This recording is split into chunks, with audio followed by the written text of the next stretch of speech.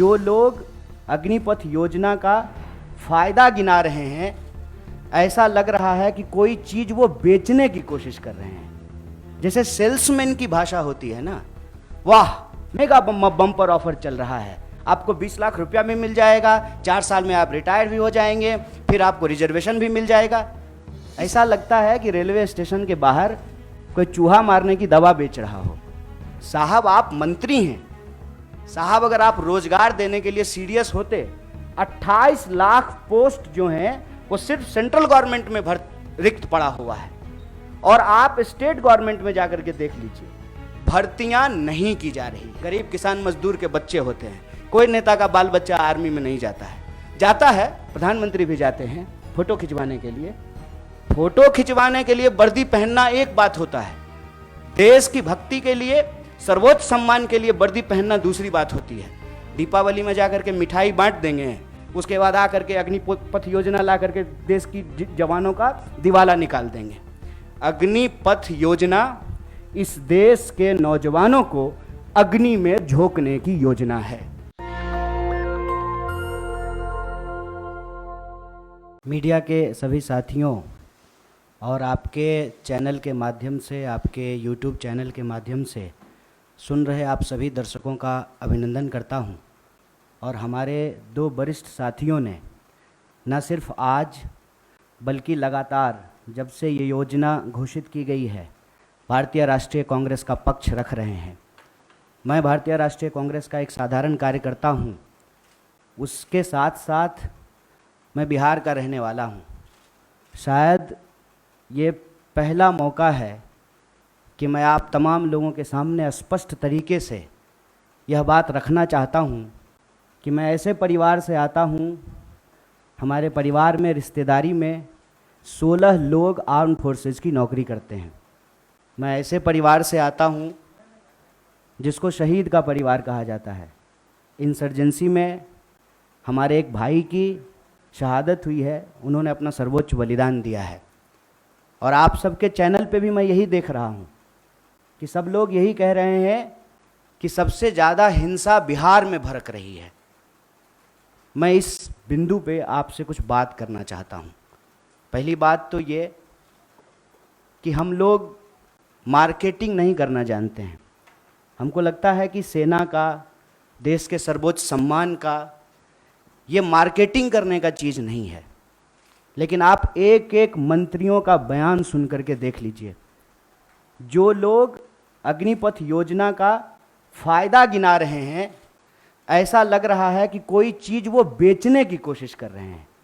जैसे सेल्समैन की भाषा होती है ना, वाह मेगा बम्पर ऑफर चल रहा है, आपको 20 लाख रुपया भी मिल जाएगा, 4 साल में आप रिटायर भी हो जाएंगे, फिर आपको रिजर्वेशन भी मिल जाएगा। इस भाषा की मानसिकता को समझने का प्रयास कीजिए। ऐसा लगता है कि रेलवे स्टेशन के बाहर कोई चूहा मारने की दवा बेच रहा हो। साहब आप मंत्री हैं, आप सबसे पहले देश की जनता को यह बताइए कि इस योजना की जरूरत क्या है। हर साल जब 50,000 से ज़्यादा भर्तियां और नियमित भर्तियां, जिसमें टीए भी है, डीए भी है, पेंशन भी है, सेंट्रल स्कूल में एडमिशन का भी प्रावधान है, रेलवे का भी टिकट मिलेगा, हवाई जहाज का भी टिकट मिलेगा, और अगर सर्वोच्च बलिदान आप देते हैं, आपको शहादत होती है, तो आपके परिवार का भी ख्याल रखा जाएगा। इन तमाम बातों को छोड़ करके मंत्री कह रहे हैं कि आपको 20 लाख रुपया मिल जाएगा इस उम्र में। ये वही भाषा नहीं है कि प्रधानमंत्री जी बोले थे कि काला धन वापस आ जाएगा तो आपके खाते में 15 लाख रुपया मिल जाएगा। मिल गया क्या 15 लाख रुपया? जिस खाते में 15 लाख रुपया मिलने वाला था ना, उसी खाते में 20 लाख रुपया भी मिलेगा। इस मानसिकता को समझने की जरूरत है, और इसीलिए हम लोग इस योजना की जरूरत पे सवाल उठा रहे हैं। जब देश में एक नियमित भर्ती प्रक्रिया है, 2014 में देश बना है, उससे पहले क्या आर्मी में लोग बहाल नहीं होते थे? क्या हमारे पास जो एक प्रक्रिया नहीं थी, उस प्रक्रिया को खत्म करने का कारण क्या है? तब सरकार के कुछ दावे बताए जा रहे हैं। दावा क्या है? दावा यह है कि हम चाहते हैं कि हमारे देश के नौजवानों को रोजगार मिले। ये तो आप चाह रहे हैं, ये आप वादा भी कर चुके हैं कि हर साल आप 2 करोड़ नौकरी देंगे। उस 2 करोड़ नौकरी को छोड़ करके पीएमओ ने अभी ट्वीट किया कि हम 10 लाख रोजगार देंगे। साहब अगर आप रोजगार देने के लिए सीरियस होते, 28 लाख पोस्ट जो हैं वो सिर्फ सेंट्रल गवर्नमेंट में रिक्त पड़ा हुआ है, और आप स्टेट गवर्नमेंट में जाकर के देख लीजिए, भर्तियां नहीं की जा रही है। हकीकत क्या है? हकीकत यह है कि ये असली बात देश की जनता से छुपाना चाहते हैं। असली बात क्या है? आप सब लोगों को याद है कि जब नोटबंदी की गई तो यह दावा किया गया कि इसके बाद नक्सलवाद समाप्त हो जाएगा, आतंकवाद समाप्त हो जाएगा। कल ही जो है एक सब इंस्पेक्टर की फिर से टारगेटिंग किलिंग की गई है। नक्सलवाद की घटनाएं हो रही हैं, आतंकवादी घटनाएं लगातार हो रही हैं। अगर नोटबंदी करने के बाद आतंकवाद समाप्त हो जाता तो पुलवामा की घटना कौन करके गया है? कैसे पुलवामा की घटना हुई है? तो ये दावा करते हैं। जब उस दावे का आप पड़ताल करेंगे तो आपके ऊपर ही आरोप लगाना शुरू कर देंगे। एक व्हाट्सएप मैसेज घूम रहा है जिसमें कहा जा रहा है कि जिस भी योजना का कांग्रेस विरोध कर रही हो, ऐसा आप मान लीजिए कि वो योजना सही है। कांग्रेस के विरोध करने से आप चलते हैं? आप सत्ता में बैठे हुए मोदी जी, आपके ऊपर देश की जनता ने भरोसा किया है। विपक्ष के भड़काने से लोग भड़क जाते, विपक्ष की कही हुई बात लोग मान लेते तो प्रधानमंत्री मोदी जी होते। इस देश के लोगों ने मोदी जी के ऊपर भरोसा किया, और मैं याद दिलाना चाहता हूं कि ये वही नौजवान हैं। ये उस वक्त हिंसा नहीं किए जब इनके माँ बाप हजारों किलोमीटर पैदल चल करके अपने घर गए। ये वही नौजवान हैं, ये तब भी हिंसा नहीं किए जब उनके परिवार को ऑक्सीजन नहीं मिल रहा था और वो तरप तरप करके जान दे रहे थे। ये तब भी हिंसा नहीं किए जब आपने हर साल 2 करोड़ नौकरी नहीं दी। मैं देश की सरकार से, भारतीय राष्ट्रीय कांग्रेस की तरफ से यह अपील करना चाहता हूं कि ये कोना कोना कौन कोना सोतली पुतोह कोना खेलना बंद कीजिए। आप हकीकत में बताइए कि रियलिटी क्या है। क्या आपने विपक्ष को पूछा? आपने विपक्ष को पूछा कि हम कोई योजना ला रहे हैं? आपने कोई पार्लियामेंट की कमेटी की मीटिंग की? या आपने नौजवानों को पूछा कि हम आपका भलाई करना चाहते हैं किसानों की तरह, और नौजवान कहते हैं कि हमको ये भलाई नहीं चाहिए? इस मनोदशा को समझिए साहब। हम ऐसे गांव से आते हैं, ऐसे इलाके से आते हैं, कोई ऐसा साल नहीं गुजरता है साहब कि हमारे इलाके में कोई शहादत ना हुई हो। हमारे इलाके में लोगों के पास महज नौकरी नहीं है सेना, हम जानते हैं इस बात को। जब किसी परिवार में किसी बच्चे को सेना की नौकरी मिलती है, पूरे इलाके में उनका सम्मान होता है।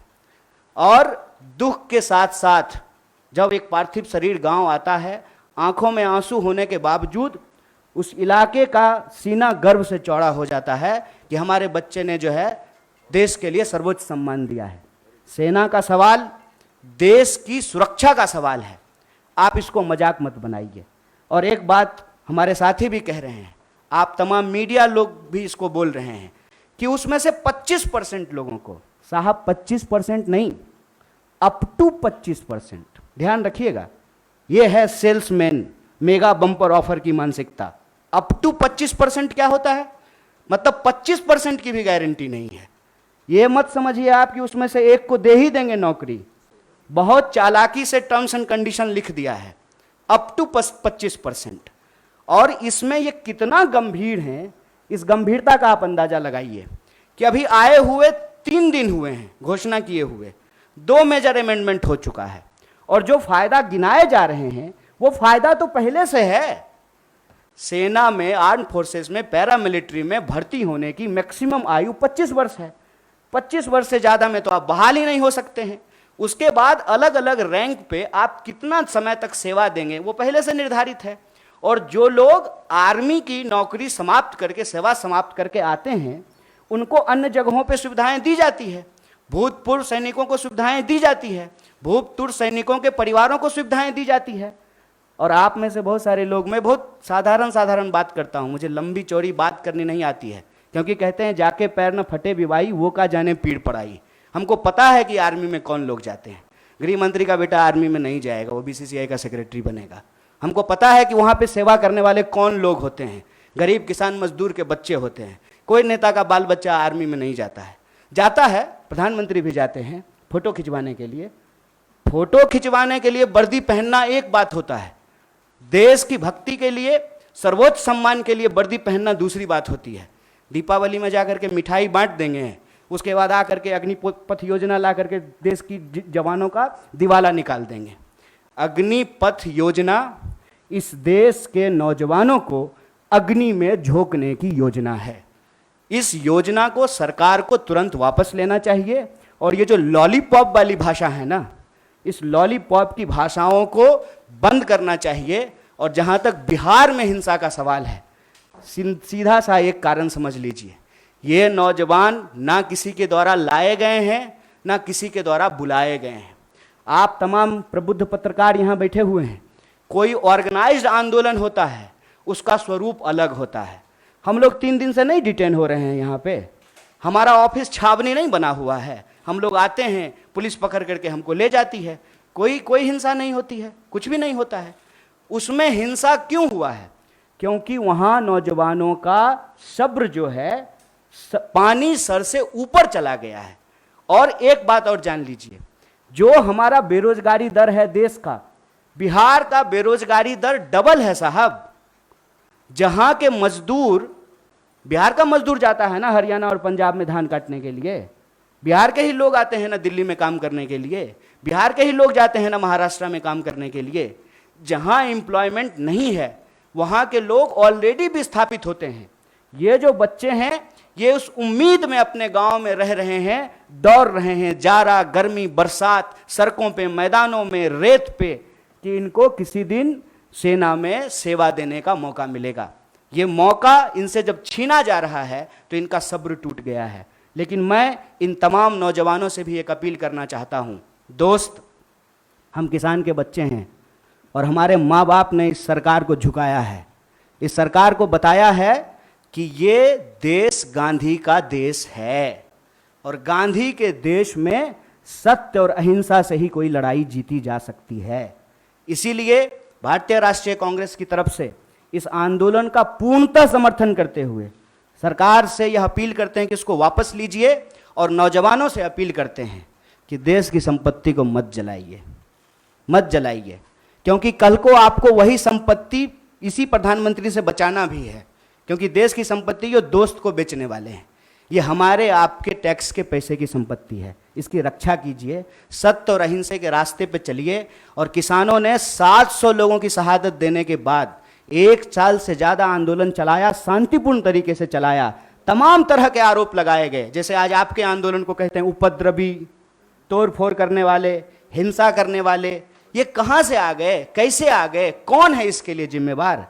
और विपक्ष के माथे पर मत खेलिए। विपक्ष की बात जनता अगर सुन रही होती तो आप देश के प्रधानमंत्री नहीं होते। इसलिए प्रधानमंत्री होने के चलते मैं आपसे अपील करता हूं कि इस योजना को आप वापस लीजिए। बहुत बहुत धन्यवाद, बहुत बहुत शुक्रिया। नेशनल दस्तक की आपसे गुजारिश है कि अगर इसको बचाना चाहते हैं तो नेशनल दस्तक को सब्सक्राइब करने के लिए रेड कलर के सब्सक्राइब बटन को दबाएं, फिर बेल आइकन की घंटी दबाएं। नेशनल दस्तक को बचाने के लिए बहुत जरूरी है कि हर खबर को शेयर करें, लाइक करें, कमेंट जरूर करें।